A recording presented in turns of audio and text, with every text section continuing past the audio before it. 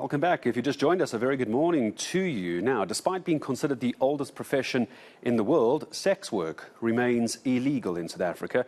That, however, could soon change. Today marks the deadline for public comment on the draft amendment bill to decriminalise sex work. If the legislation is passed, it would essentially make buying and selling sex legal. So what exactly is at play here? It's not just about sex, I can assure you. Let's discuss it further with Constance Mathe from Asijiki. It's a coalition of NGOs who are in favour, they're for decriminalising sex work. Constance, good morning to you. I appreciate your time. I want to make sure we're not just talking about the buying and selling of sex. Yes, that's the profession, but the background to this, and unpack this for me, is about the protection of sex workers. That's what really this is about, isn't it? Yes. Thank you so much for having me in your studio today. Yes, it's more about the protection, advancing the human rights of the sex workers and the sex trade, and also to kind of protect the gender-based violence that is happening on the sex trade.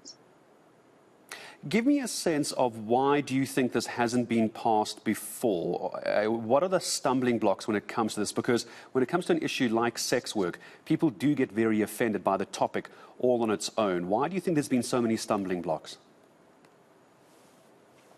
The whole idea that I think South Africa is a diverse country, so people, they bring their moral issue instead of not considering some people's human rights and think this is a human rights issue. It's not about the moral issue that we are being our personal point of view, but what happens to the people in the industry. And remember, this law that criminalized the sex trade, it also involved the children of the sex workers. Now the people, they start opening their eyes to realizing that sex workers are dying in numbers. Through the Say a Name campaign that we are highlighting that sex workers are dying, things are happening, and the country is going down in terms of lack of opportunities. The unemployment rate is increasing. Many people have joined the industry. I just want to correct myself, Constance, as well. Sorry, I actually realized that yesterday was actually the deadline for public comment. Forgive me, I said today. Let me just correct myself. Yesterday was the deadline for the public comments on the draft amendment. Let's take a look at the other side of this argument. What do you say to those people who believe by legalizing sex work, what we're actually doing is going down a dark path of essentially human trafficking and the abuse of these people who work in sex work? What do you tell those critics? Right. Let's think about the human trafficking. The human trafficking it can happen to anyone. These laws are two separate laws. What we are asking for the decriminalization of sex work, it has nothing to do with the human trafficking. But we are not in support of the human trafficking. Anyone can be trafficked, whether a child, whether a baby can be trafficked, whether an adult can be trafficked. And the research that we have done, because we just didn't wake up overnight and say we want decriminalization of sex work, and the sex workers on the ground, they didn't wake up and say we are in favor of the decriminalization of sex work out of the 4 legal models. So we have done our research. We realize that many people that are trafficked are in the farms, whereby people, they are trafficked to this country, and they kept their passport, and they said you'll be working for certain months or for certain years for me, and then you'll be paying me with your services. And then they seize their passports. This is happening, and it's happened globally in many countries. And it's not only sex workers that are trafficking. The sex workers that we are talking about adult consensual sex workers, people who volunteer to be sex workers, who choose the profession as their profession, not to be trafficking in the industry. We are totally against of trafficking. Yeah. We are not in support of trafficking.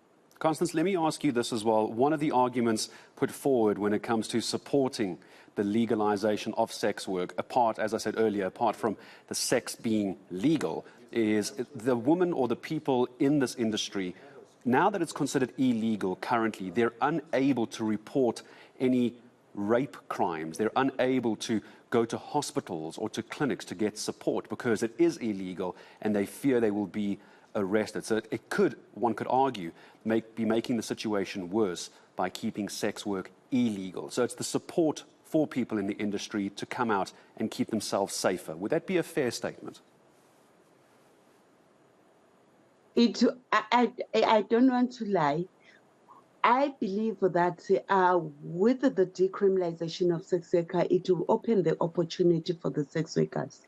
The sex workers, they will be able to open the cases, and they will be working hand to hand with the police. Right now, currently, even the sex workers, when they come across with the underage children, it's so scary for a sex worker to go and open a case, because the first question from a police officer is like, what were you doing there? How did you see that? So now we have to kind of you have to kind of explain yourself, and then that causes a problem for a sex worker, because you are a criminal. What were you doing? I was busy working. Then you are a criminal. You have admitted you are a criminal. But once it's decriminalized, we believe they'll work hand to hand with the police. And then also, anyone who commits a crime and don't allow sex workers to utilize the services of the hospital can be able to report it in the police. It can be able to be reported in the institute, so that we follow up with those people who are rejecting the people in hospital and to utilize the services.